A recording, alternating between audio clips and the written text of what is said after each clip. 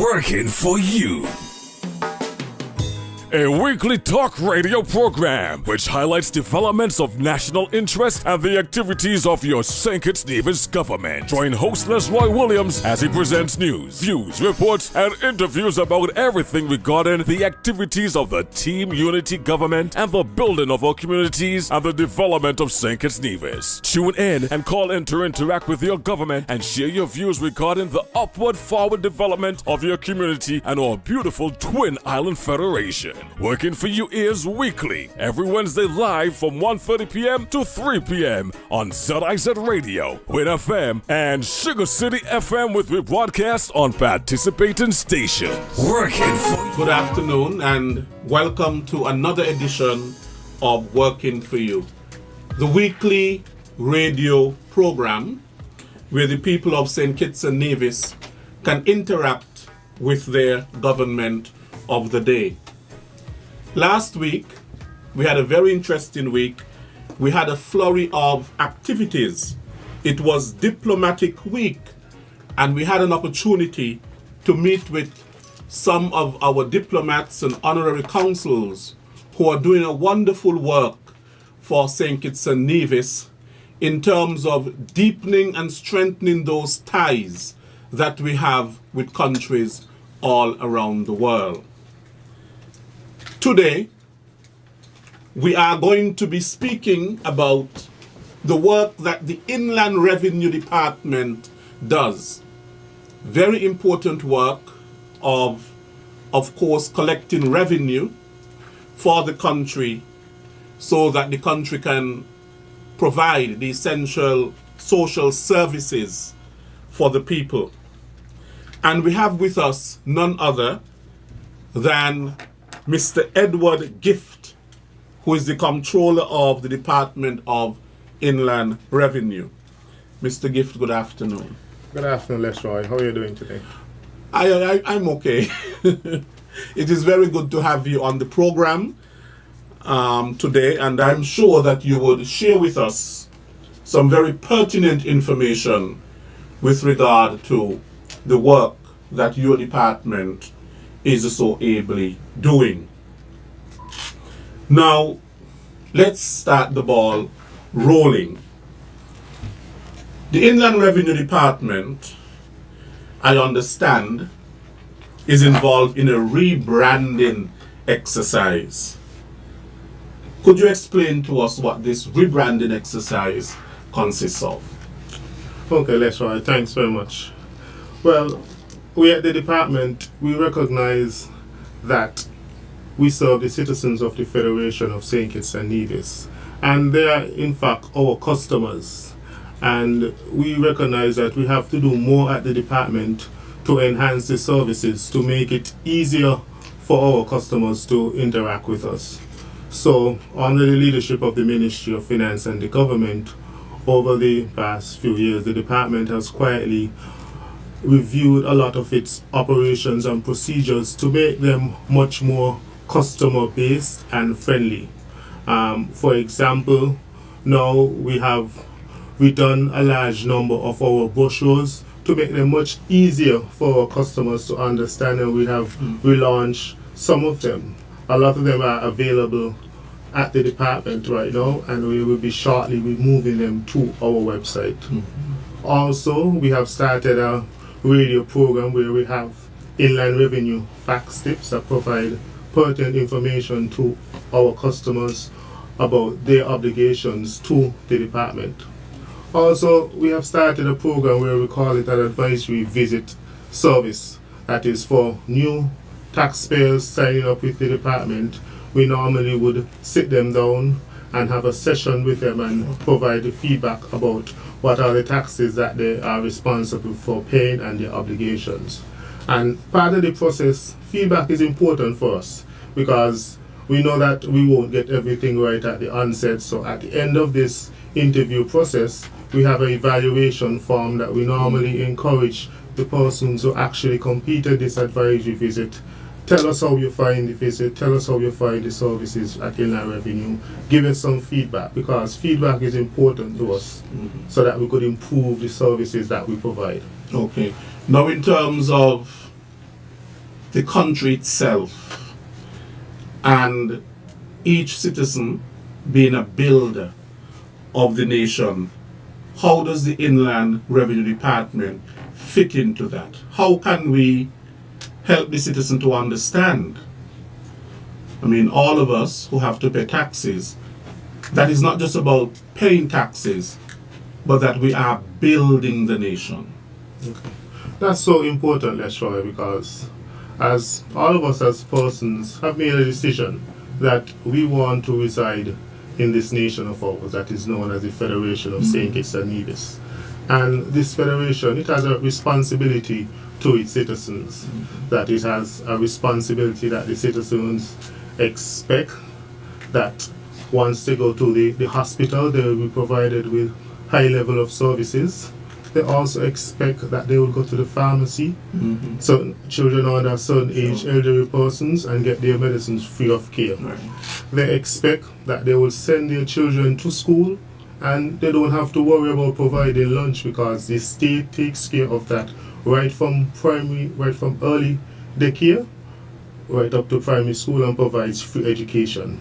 But guess what, Lesroy? There is no such thing as a free lunch. Somebody has to pay for it. Right. And as a government, you get money in 3 ways. Another country either gives you that money free, or you take a loan, or you collect taxes. Right. And what we must see as a nation is that we must recognize taxes is part of that process of where we build a nation. Yes. Because as a nation where we expect roads to be maintained, we expect that when we contact the police services, we'll get the right response. That has to be, the only way that could be financed in a responsible manner is by citizens paying their taxes on time. And that is really what taxes is used for. That's what I always tell persons. Taxes are actually goods and services that the state is collecting. Now, of course, we know some people don't like to pay taxes because the idea of paying taxes, we think that there is less money in our pockets, less disposable income that we will have to spend on the things that we want to spend on. So people don't necessarily see it as probably love of country, or that when you pay your taxes, then that you are enabling the social services within the country to continue.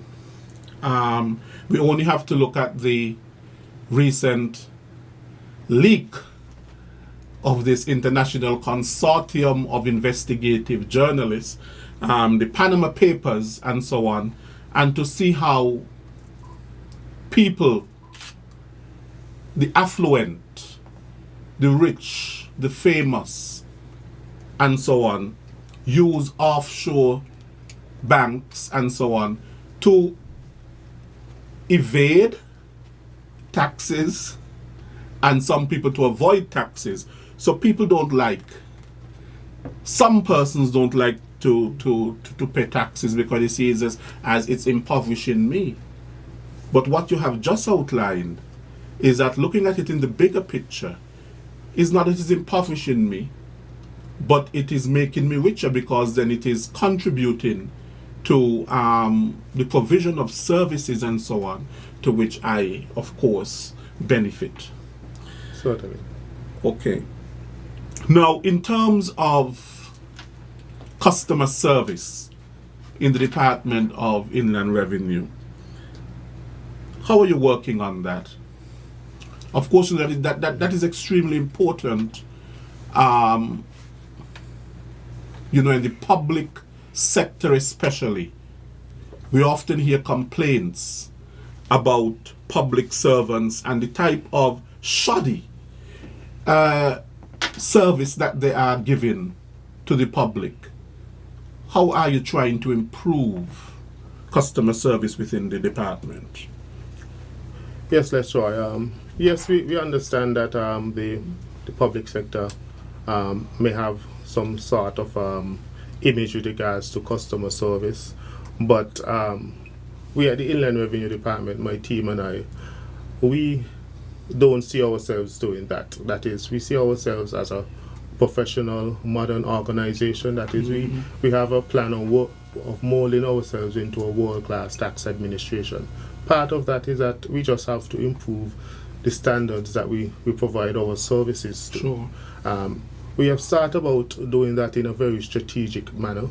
One of the first things we set out to do is let's try to understand what are the customer needs.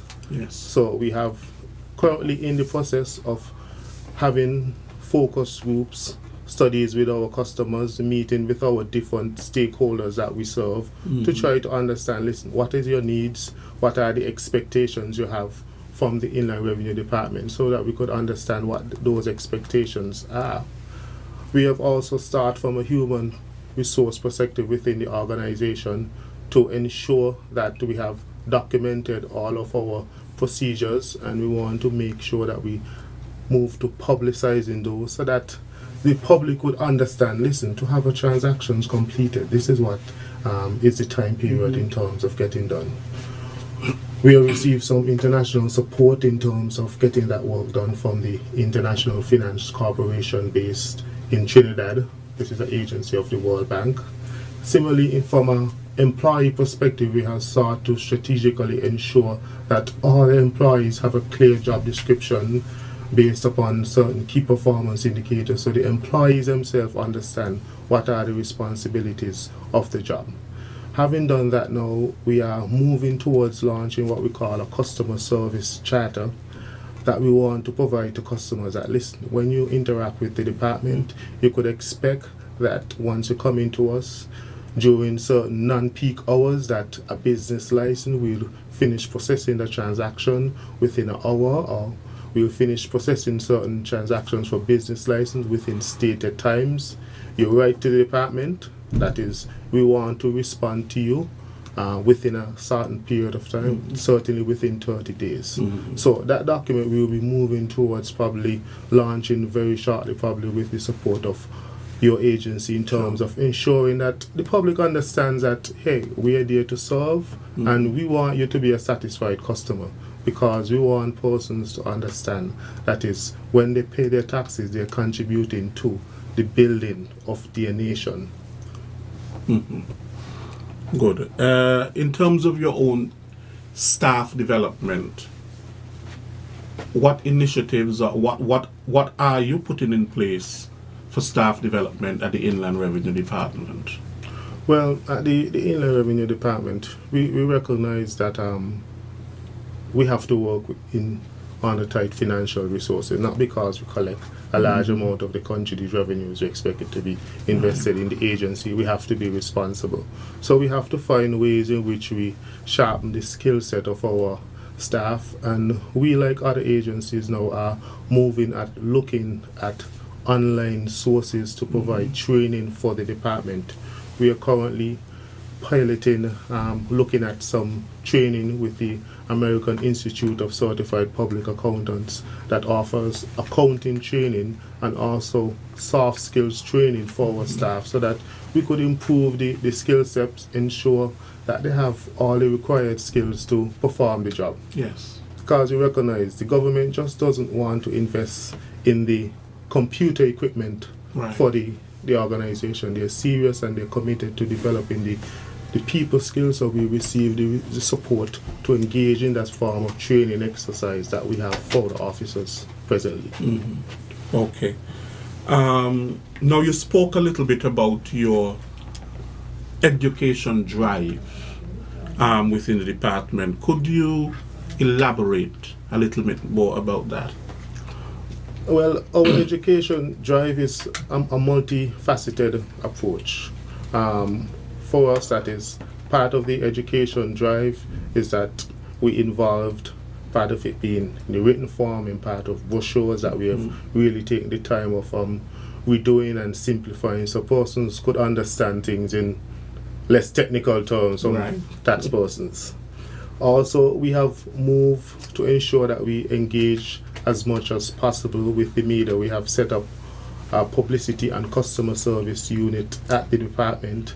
They are focused on contacting taxpayers, advising them that, listen, we recognize that you may not have filed for these taxes, you are unaware, that is, please come in and have a conversation with us on it.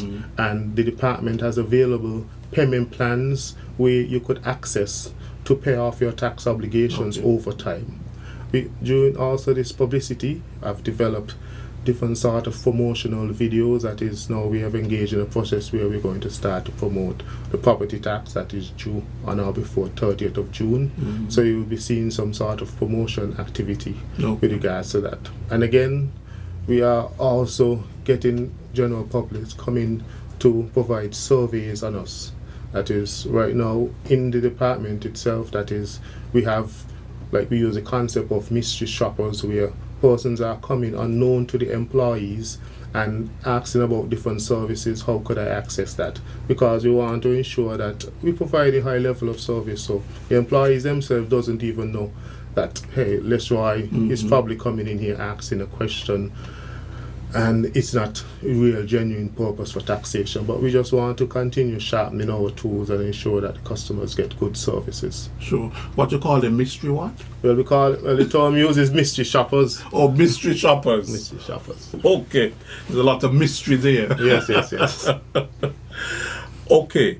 Now, every department, of course, is faced with some challenges.